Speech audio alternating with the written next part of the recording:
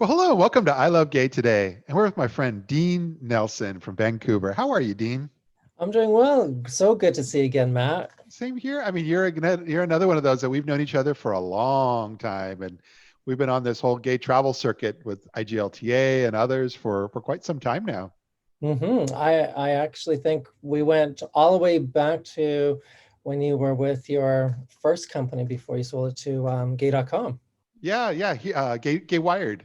Yeah, Gaywire, that's it. Yeah, because I know we were working with you also on a lot of the things you promote. Because you became over those years Mr. Gay Whistler. You were like the man for Whistler. Yeah, absolutely. Yeah, so no, this is fun, and also let's not leave out the fact that we just a week ago had fun with your the second half of your dynamic duo, Barb Selgrove.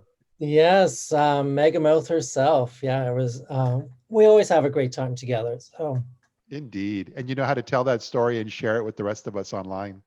absolutely. Yeah. But but this is for our LGBT excuse me, LGBT travel influencers series. And so this is going to be a little bit unique in that we have a few questions we're gonna run through, and we're going to integrate this actually within the next few days with a few other influencers and panelists to kind of put an entire panel together about LGBT travel and influencers and how they are adapting during this time. And it's sponsored in part by IGLTA. So anyway, um, for Dean, how did you get started in all this? Oh, well, phew, um, well, it all began in Whistler, really, Yeah. when I was part of a hotel team that was in Whistler, and we had learned that the annual Gay Ski Week was going to collapse, and so there was a small team of us. We came together and we came up with a plan to save it, Yeah. and that just threw me down this rabbit hole of gayness, and so I had to come out to my family like oh, by the way, I'll be on the 6 o'clock news, so hopefully you're okay with me being gay now. Yeah. So yeah, it was a real crazy ride, and that just opened up other opportunities along the way, like going to the first World Out Games in Montreal and learning about that, going to the Human Rights Conference, um, and then co-founding Mr. Gay World and creating Mr. Gay Canada, and just creating more and more visibilities through that. And then eventually I went on to creating Pride House for the 2010 Olympics. And Yeah. Yeah. yeah, it's just been a really crazy ride. I know.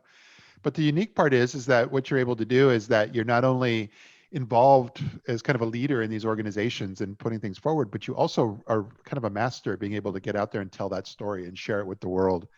Uh, Tell us about that. Well, it's because I've had an amazing mentor and tutor called Matt Skellerin.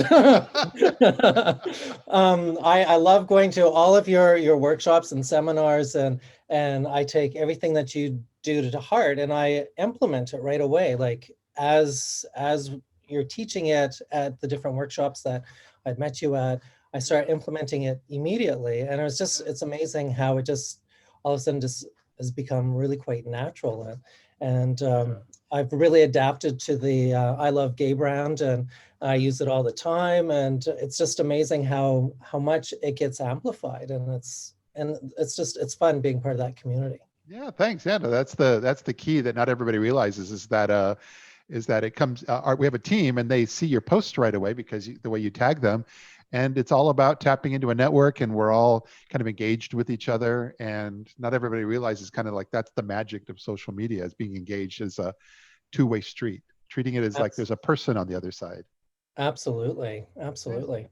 What are your top platforms? What are your not just your favorites, but like the strongest ones you have? Well, I definitely say Twitter is one of my favorite, and that's where I do a lot of my live postings is on Twitter. Yeah. And then Facebook and Instagram, it's a little bit more curated, where I take a little bit more time and trying to determine what images or what story I want to tell on those platforms. Yeah. YouTube, I'm starting to do a little bit more YouTube. YouTube's a little bit more involved because it's outside my comfort zone. It's all the video editing and all that kind of stuff. But you know, it's amazing how our smartphones have evolved over the last 20 years, even 10 years. And it's just so much easier to do that video editing on the fly. And Yeah. so I'm getting a little bit more comfortable posting those stories on YouTube. So Yeah. yeah. Yeah. Well, I mean, as we were saying, you're involved not just with Gay Whistler, but a lot, Mr. Gay World and so many different things. But I was just going to say the bigger question is like, how do you set yourself apart from like others? Because you're not just really an influencer. You're kind of you're this phenomenon that gets out there Yeah, and puts things yeah. out. I would say I'm more of a raven where I connect influencers and I connect partners. I'm more of a connector. So, Yeah. a great example is when Barb and I go out into market, like either going up to Cornucopia or even during Whistler Pride or going off to Jasper Pride, whatever it is. The two of us, we bounce off each other's energy, and she has the followers, and then I have other followers too, and it just gets amplified. Yeah. And I think that's the magic, because um, it's finding those connections and creating that community. And I think that's what I Yeah. do really well. Yeah. Well, you did it with us. As you remember, that was really fun, by the way. You had me come in and we did a kind of a workshop seminar with a lot of folks that were there for your event. And we had a good turnout from that, from the destination and so forth. But the fun part is the people you brought together. We had the couple of men and nomadic boys, and then Kit and John. And so you had these groups Yeah, of influencers, and of course Barb, and we were all there together. So we were able to kind of turn that around into something that was not only educational for folks, but then we spent the rest of our time running around the mountain and getting great footage. absolutely. And creating those unique experiences. Yeah.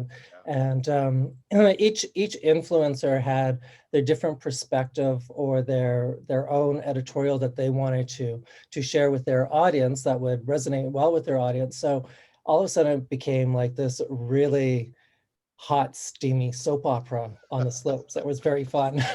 Well, especially when they stopped and posed on the top of the mountain and all took their shirts off. Exactly. And Barb, it was just like, oh my gosh. I conveniently did not take my shirt off. I just said, I will let you guys do that. That was good. That was a very good time. But out of all this, how have you adapted now that this year travel in your so much of your world has just kind of come to a screeching halt? Yeah, it's pretty wild. So back in March and April, when basically the entire planet stopped traveling, Yeah. I worked with my agency, Personal Travel Management, and the agency spent a lot of time and energy getting people back home and reaching out to their clients that were still out on travels and saying, hey, you need to get home. And I'm reaching out to some of my clients as well. And it was really, really crazy. 2020 was looking out to be like the best year Yeah. in revenue wise for me ever. And then all of a sudden, in matter of 3 days, like all that revenue just evaporated. I'm just like, oh my gosh. Yeah. But I'm really grateful that we have an amazing government that has been able to step up and really support us. And I have a great community that's also stood behind us, and we've really rallied. But I think the hardest part of the whole COVID era right now is probably the mental health for a lot of people, where, we're a very social creature, and especially the LGBTQ community.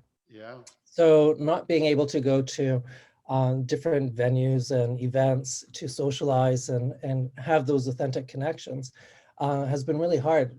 Zoom has been great, but it's not quite the same.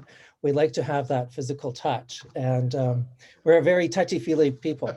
So what I've been doing is I've been working with a lot of my suppliers, getting caught up on a lot of the educational tools and grabbing a lot of that inspirational messaging and putting it out there just to keep people dreaming. And my team at Personal Travel Management, they've just created this brand new game that's, I think, is going to be the hottest game in 2020, and I can hardly wait to share it with the world in another couple of weeks. So Well, I can't wait either then. So, yeah. but as a tour operator, I guess our final question is like, what do you see as the future of travel?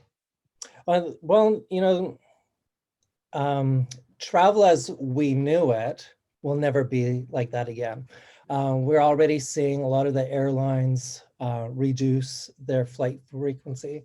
Vancouver, for instance, we usually had 4 or 5 flights going to Europe a day. Now we have like 3 flights a week. And that's so that, and the other thing is, you know, in France and other European countries, a lot of the airlines are looking at rail service versus air, and determining that, you know, we can't feed these markets through air anymore, so they have to rely on rail.